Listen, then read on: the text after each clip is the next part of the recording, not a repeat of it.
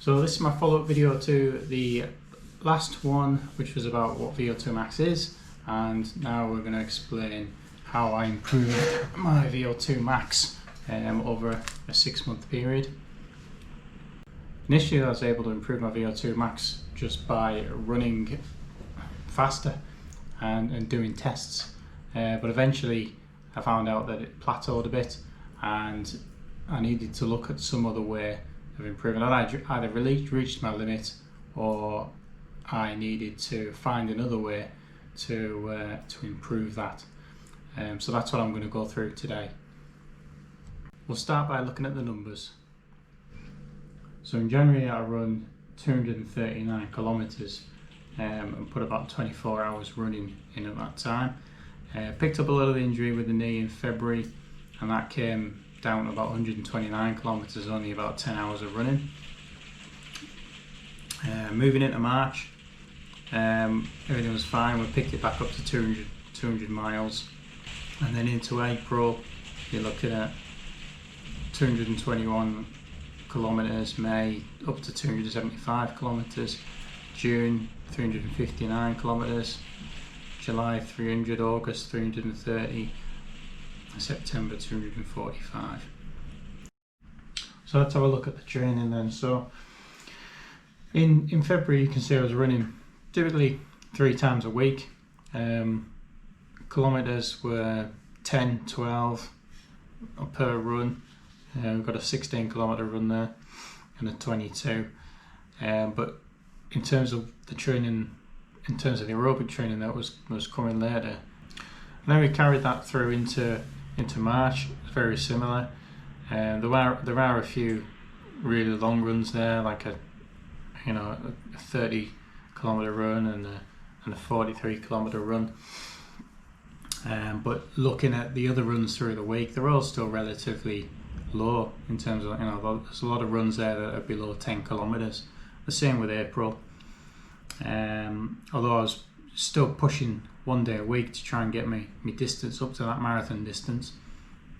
There's still a lot of low distance runs in there, and likewise with May.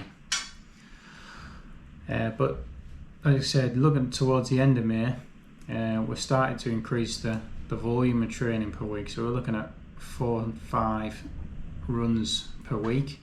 But then when we really start doing the aerobic training was in June. So you can see through the week we've got, let's take that first week, you've got the 1st to the 7th of June, and we've got 5 runs on the week, 16 kilometers on each run.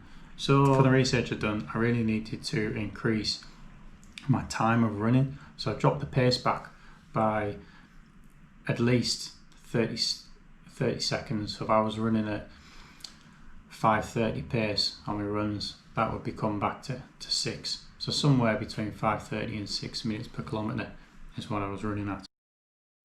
Every day that week, each of those runs was about an hour and 35 minutes. And it wasn't really about setting times or setting paces, it was just getting the slow, steady mileage in, and running at a heart rate, for me, less than 150 beats per minute is what I tried to do. Running on slightly hilly but relatively flat surfaces. I basically kept that going through the whole of June. You can see still maintained one really long run at the end of the every other week there. I did the same into July, into August. So what we're doing there is increasing. We've got a good 5 or 6 runs per week, and they're all long distance, but they're at relatively a slower pace. So I'm not really pushing my body, not really pushing my legs. And at the end of most of the runs, with the exception of the big runs over 30 kilometers, I'm not feeling, after the end of the runs, I'm not feeling a lot of burning in the muscles. The recovery to go and then go run the next day was really, really good.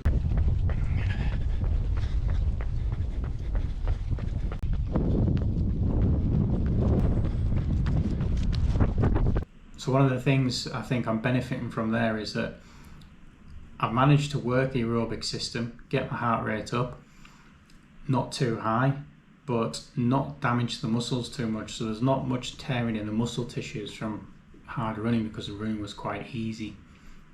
So that's allowed the body to develop the capillaries and build more, grow more capillaries, or improve the ones I've already got. And I really think that's how it's worked and how it's paid off for me.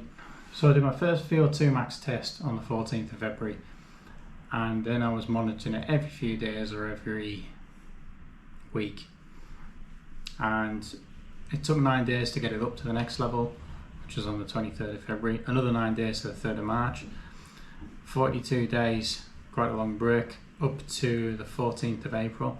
And then I went through the rest of April and May without seeing any gains in my VO2, but still doing the same amount of training that I've been doing. So at that point I decided that I needed to look at, I've either reached my limit and I couldn't go any higher, or I need to look at different ways of training to see what I can do. So that's what I started doing, started studying it, and that's where the aerobic training came in.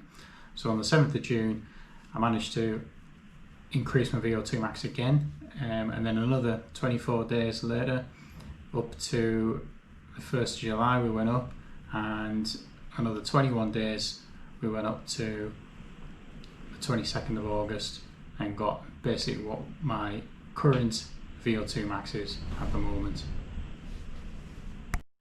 So here we are, here are the results: 51, 52, all the way up to 57. So my current Vo2max at the moment is at 57, and that puts my fitness age at 20, and apparently puts me in the top 1% for my age and gender. So you can imagine I'm quite happy with that. So to recap on that, improved my aerobic training, got my Vo2max up 6.6 months to 57, which obviously I'm really happy with. How did I do it in short? I was running 16 kilometers or 20 kilometers on every day that I did a run, so 5 days a week, let's say, sometimes 6 days a week. Those runs are about an hour and a half, maybe 2 hours, and that's what allowed me to really improve my aerobic capacity. So I'm going to continue along this method. I'm still going to continue doing aerobic training 80% of the time, and then 20% of the time I'm going to do a speed run, and we'll see how that goes. It'd be nice to improve the Vo2max a bit more, but really it's about the aerobic training and getting